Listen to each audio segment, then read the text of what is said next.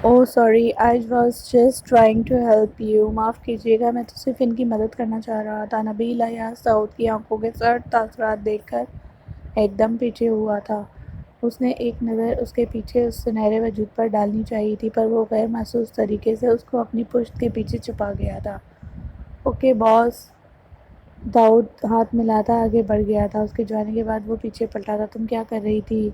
تم یہاں. وہ ایک ہاتھ گاڑی کی چھت پر رکھ کر آنکھوں کے شعلے لیے اس کے بہت قریب کھڑا اسے دیکھتا پوچھ رہا تھا. یہ پھنس گیا تھا. ہم سب مجھے چھوڑ کر چلے گئے، دیکھنے کی زحمت بھی نہیں کی.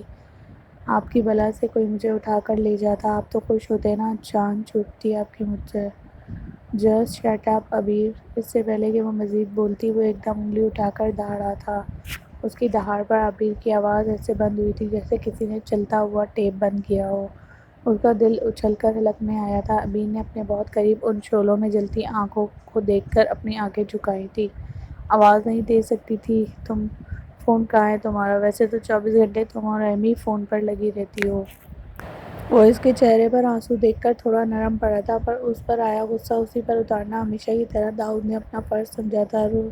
دروازے میں چابی ڈال کر اس نے اس کا دوپٹہ نکالا تھا. سیل ایمی کے پاس تھا. میں نے آپ کو آواز دینی چاہیے تھی، پر ڈھول کی آواز.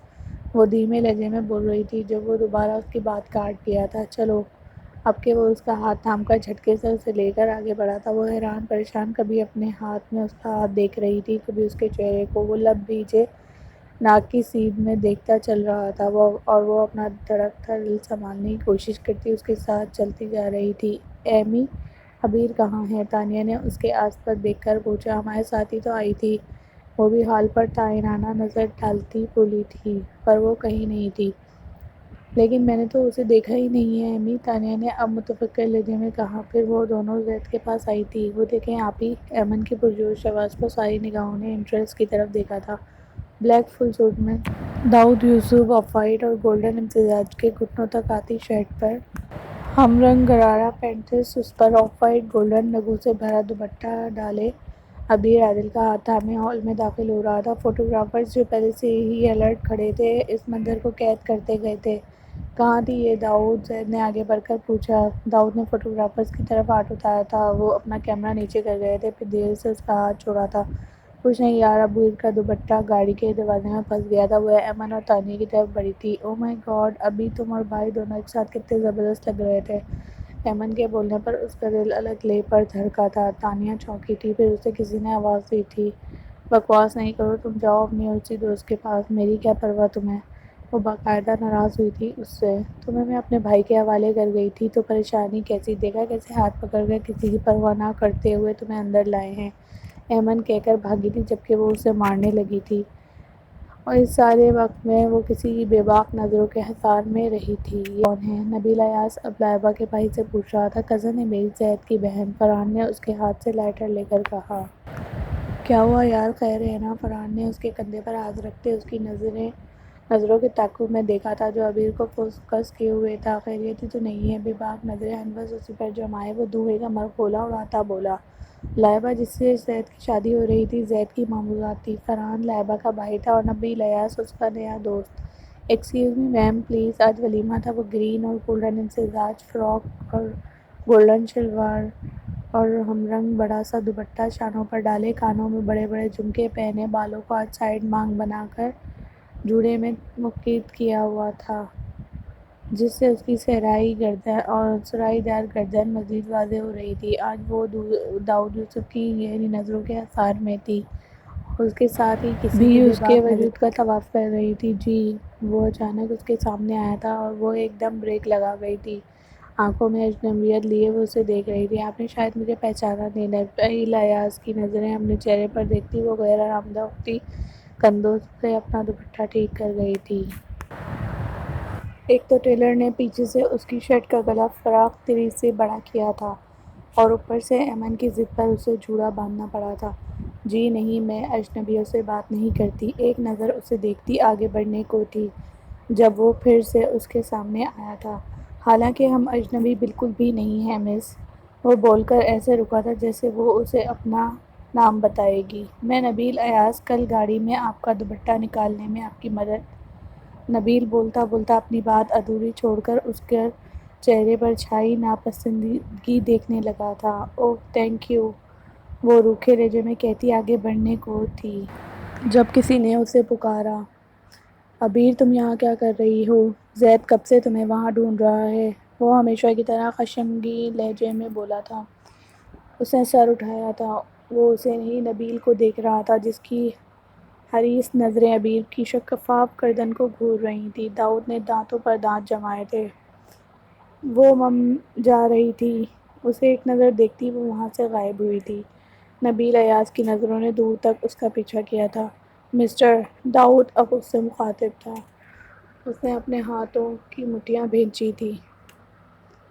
نبیل ایاز میرا بہت ہی اچھا دوست، جواب نبیل کے کندھے پر ہاتھ رکھ کر فرحان نے دیا تھا۔ نبیل نے عبیر سے نظریں ہٹا کر سامنے کھڑے شخص کو دیکھا تھا جو کل بھی عبیر کو اپنی پناہوں میں چھپا گیا تھا۔ اور نبیل یہ داؤد یوسف ہیں، وہ دونوں کا تعارف کرواتا بولا۔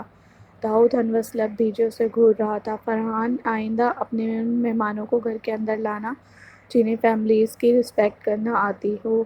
وہ نبیل پر اپنی سرد نگاہیں گاڑتا فرحان سے بولا تھا، لہجہ بہت کچھ باور کروا رہا تھا، پھر وہ رکا نہیں تھا۔ یہ کون ہے؟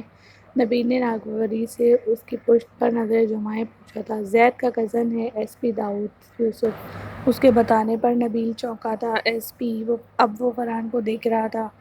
ہاں، بڑا ہی اکھڑ مزاج الٹی کھوپڑی ہے سالے کی، فرحان نے زیر خند لہجے میں کہا تھا۔ میری جیب میں ہوتے ہیں ایسے ایس پی۔ نبیل کی بات پر وہ دونوں ہاتھ پر ہاتھ مارتے بے ہنگم ہنسے تھے۔ یوسف صاحب کی فیملی بھی یہیں عادل صاحب کے گھر آئی تھی واپسی پر، اب سب کے لیے چائے بنانی تھی۔ ایمن اور وہ کچن میں آئے تھے۔ میں چینج کر کے آتی ہوں ایمی، چائے چڑھا کر وہ کہہ کر ایک دم اوپر بھاگی تھی جب کسی نے بازو سے پکڑ کر اسے گیسٹ روم میں کھینچا تھا۔ بمشکل خود کو سنبھال کر اس نے چہرہ اوپر اٹھایا تھا۔ وہ اس کے قریب کھڑا اپنی مخصوص شعلہ بار نظروں سے اسے گھور رہا تھا۔ آپ کو تمیز؟ اس سے پہلے کہ وہ اپنا جملہ پورا کرتی وہ انگلی اٹھا کر غرایا تھا۔ جسٹ شٹ، وہ کچھ کہتے کہتے خاموش ہوا تھا۔ عبیر اس کی نظروں سے غائب ہوئی تھی۔ کیا کر رہی تھی تم اس تھرڈ کلاس آدمی کے پاس؟ بولو، وہ دیوار پر ہاتھ مارتا بولا تھا۔ It's none of your business, وہ بے خوفی سے اس کی آنکھوں میں آنکھیں ڈالتی بولی۔ ہمیشہ کی طرح عبیر عادل کا لہجہ اس کی آنکھوں نے داؤد یوسف کو باور کروایا تھا۔ جب میری پرواہ کرتے ہو تو صاف اقرار کیوں نہیں کرتے؟ لیکن ہمیشہ کی طرح ہی اس کے انداز میں خود کو جھکانے کا عزم محسوس کرتا وہ تپا تھا۔ میں نے تم جیسی بیوقوف لڑکی آج تک نہیں دیکھی عبیر عادل، وہ دانت پر دانت رکھ کر بولتا کمال جرات سے۔ اس کے بالوں کا نفاست سے بندھا جوڑا کھول گیا تھا۔ اس کے سلکی گھنے بالوں نے پیچھے سے اس کے نظر آتے کندھوں اور گردن کو ڈھانپا تھا۔ اس کی جرات پر اس کا چہرہ سرخ ہوا تھا۔ تو داؤد یوسف سارا وقت عبیر عادل کو سوچتے رہتے ہیں؟ وہ اس کی آنکھوں میں دیکھتی طنزیہ ہنسی تھی۔ داؤد یوسف کی عقل ابھی کام کرتی ہے، وہ ارتجاعیہ انداز میں ہنسا تھا۔ عبیر نے ایک دم لب بھیجے تھے۔ نہ جانے کیوں داؤد کو اس کی آنکھوں میں نمی دکھی تھی۔ اپنی آنکھیں کھول کر آس پاس دیکھنا سیکھو، اکثر کم عقل اور بیوقوف لوگوں کو ان کی بیوقوفی لے ڈوبتی ہے۔ وہ ایک نظر اسے دیکھتا کمرے سے باہر نکل گیا تھا جبکہ اس کا منہ کھلا کا کھلا رہ گیا تھا۔ وہ چینج کیے بغیر دھپ دھپ کرتی نیچے آئی تھی۔ تم نے چینج نہیں کیا؟ ایمن تقریباً چائے بنا چکی تھی۔ اس کے پھولے منہ کو دیکھ کر بولی، میری مرضی۔ وہ بھائی کا غصہ ایمن پر اتارتی بولی، ویسے یار ابھی تم بال کھلے ہی رکھ لیتی، اس سے تمہاری نیک تو کور ہے کم از کم۔ ایمن کا اشارہ اس کے بڑے گلے پر تھا۔ اچانک اس کے ذہن میں جھماکا ہوا، اس کا مطلب ہے انہوں نے اس لیے میرے بال اس کا چہرہ سرخ ہوا تھا۔ اس نے بے ساختہ دونوں ہاتھوں سے اپنے تمتماتے گالوں پر رکھے تھے۔ ایمن کا دھیان اس کی طرف نہیں تھا۔ ایمی، میں چینج کر کے آتی ہوں، تم پلیز کپس میں بھی ڈال دو، وہ کہہ کر تیزی سے مڑتی دروازے کی طرف بڑھی تھی۔ لیکن یہ کیا؟ کوئی اپنے دھیان میں کچن میں آیا تھا۔ تصادم زبردست تھا۔ اف، اس سے پہلے کہ وہ مقابل کے فولادی وجود سے ٹکرا کر دور جا گرتی، اسی نے اسے سرعت سے سنبھالا تھا۔ اپنی پیشانی سہلاتے اس نے سر اٹھایا تھا۔ تم نے تو میری ضد میں آنکھیں بند کر کے چلنا شروع کر دیا۔ اتنی بھی ضد اچھی نہیں ہوتی عبیر، وہ اس کو شانوں سے تھامتا بولا تھا۔ عبیر کو اس کا لہجہ مذاق اڑاتا محسوس ہوا تھا۔ اس نے ایک جھٹکے سے اپنا آپ اس سے چھڑایا تھا۔ بھائی آرام سے، نازک سی گڑیا ہے، توڑنا بیٹھیے گا، ایمن شرارت سے بولی۔ داؤد کی آنکھیں مسکرائی تھیں جیسے اس کا چہرہ سرخ ہوا تھا۔ تمہاری نازک سی گڑیا کو خود ہی شوق ہو رہا ہے پہاڑوں سے ٹکرانے کا، وہ معنی خیزی سے بولا تھا۔ ایمن کھلکھلائی تھی۔ اسٹوپڈ ایڈیٹ بغیر سوچے بولتی ہو، ایمن کو لڑتی اس کی سائڈ سے نکلتی چلی گئی تھی۔ داؤد نے بمشکل اپنا کہہ روکا تھا۔ ایمی چائے لے آؤ یار، گھر بھی جانا ہے۔ وہ اپنا موبائل چیک کرتا بولا، جی بھائی بس ابھی لائی۔ سوچ اور ہلا کر پلٹا تھا۔